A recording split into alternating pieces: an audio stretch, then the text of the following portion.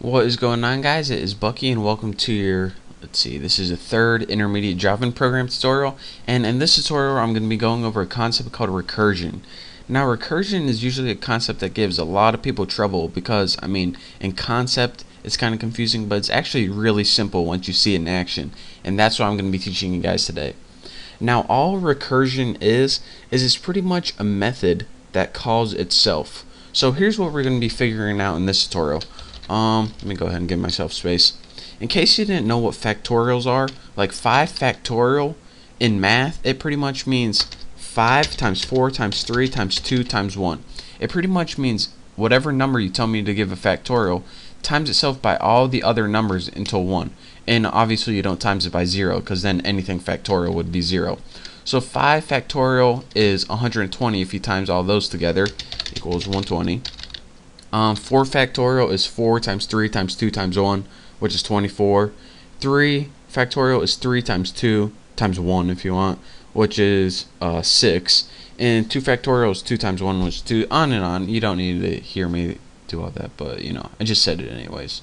But anyways, let's go ahead and write a method displaying what recursion is. So as I said, and as you can see, I probably should say this, I'm outside my main method right here. So here's my main, and I'm making a new method right here, and I'm going to name it public static long, and I'm going to name it fact, and it's going to take a number as its parameter.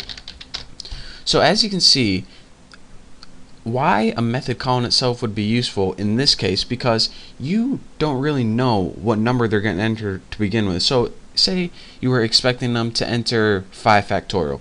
Well, you can just say, alright, take that number times 4 times 3 times 2 times 1. This would be good in this case, but if they entered any other number by that, we can't really prepare for what number they enter, so we can't give it a set of numbers to multiply itself by. So this is why we need to use something called recursion. Now, in case you guys didn't know, if you do 0 factorial or 1 factorial, the answer is always 1. So let's go ahead and prepare ourselves for that. And let's go ahead and make if statement. If they enter a number, if their n is less than or equal to 1, which is either 0 or 1, what do you want to do? Well, all we want to do is return 1. Easy enough. Take care of the easy things first. And now let's get into recursion finally. Else, what do we want to do? Well, we know factorial is pretty much that number that they gave us times the number below it. So, for example, if they gave us an 18, it would be that number times 17 and on, 16, 15, 14. So, else, what do we want to return? We want to return that number times the same function, fact, but we want to change it, the number of it. So here's what would happen. If they gave us a 0, 1, we're just going to return 1 as their answer. They're going to be happy. But if we gave them an 8, then it's going to return that 8 times 7. And it's going to call this method itself. So check this out. This method is called fact, and the method we called inside it is the exact same method. So what it's going to do is this. If you gave it like 5 to begin with, it's going to say, alright, I'm done with this. This isn't 1, so let's just go to this. Return 5 times 4 of this method. So it's going to pass 4 into this method. And now this method is going to have 4 in it. So it's going to return all this, skip all this, go, alright, for this one I'm going to return 4 times 3 factorial. Alright, keep going. I'm going to return 3 times 2 factorial. Call this method again, return 2 times 1 factorial, and finally when we get to 1, it's going to say, alright, I finally have a number to return instead of returning your dang method again and again. So I'll show you guys later visually what it does, and let me go ahead and run this one time. So system out print line, and let me just go ahead and do like the factorial for 5 or something, just so you guys can see that this actually works and I'm not just BSing you. This is 120 right here. So again, what it did is we passed 5 in here. It wasn't any of this, so what it did is it returned 5 times 4 factorial. So it pretty much took this, when it got here, it called itself with a different parameter. So then it was 4 times 3 factorial, and it kept calling itself and itself until it got to 1, and then once it got to 1 it could fill in all the blanks in it it pretty much solved the puzzle. And let me show you guys visually. This might be a little easier. So at first we call it 5 factorial.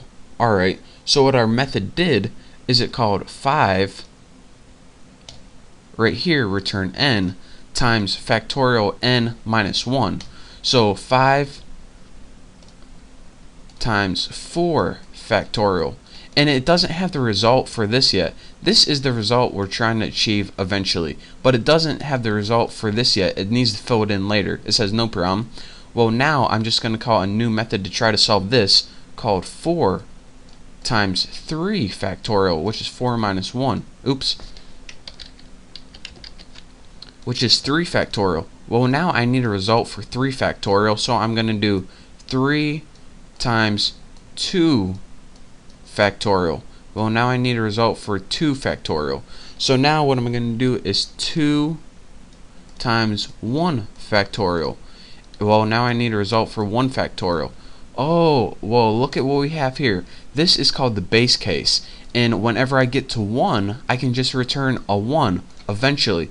So it says, alright, 1 factorial equals 1. Yeah, baby. Now we have the answer of 1. Now we can begin filling in the blocks that all of this, by the way, is stored in memory. So now that we finally found a real answer and don't have to call myself again, we can begin filling in all the blocks for all of this. So let me go ahead and change this. And it says, alright, 2 times 1 is 2. Problem solved. Out of the way. 3 times 2 factorial, well, since we know this is 2, so this is 3 times 2, which is 6 factorial. 4 times 3 factorial is 24. Or wait a minute, I may be wrong. 4 times, yeah, that's 24. Bam, problem solved. This one.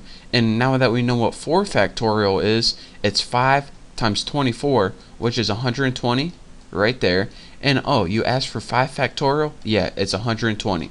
So what it's pretty much doing here is it's trying to solve itself, but it's storing what it doesn't know in memory, and then when it finally finds a number that it can work with, it tracks through all of the numbers again and steps its way back up until it can finally solve its answer or its problem. So I know it kind of sounds confusing, but I mean, this is the easiest way I can explain it. Pretty much calling a method, pretty much calling itself until it gets to a base case, which is in this case 1, and then when it finally gets that number, it can stop calling itself and start solving its problem. So again, don't forget to add a base case, because again, if you don't have a base case, it's going to just keep going and going like an infinite loop, and it'll just never end. So that is your quick tutorial on recursion. If I made this confusing, then leave me a comment and know, but I want to know if I taught it right or not, because I mean, it's a really simple concept. All it is a method that calls itself until it gets to a base case, and then when it does, it can solve the problem. So thank you guys for watching. Let me know what you thought of this tutorial, because I'm interested to hear. So thank you, don't forget to subscribe, and I'll see you next time.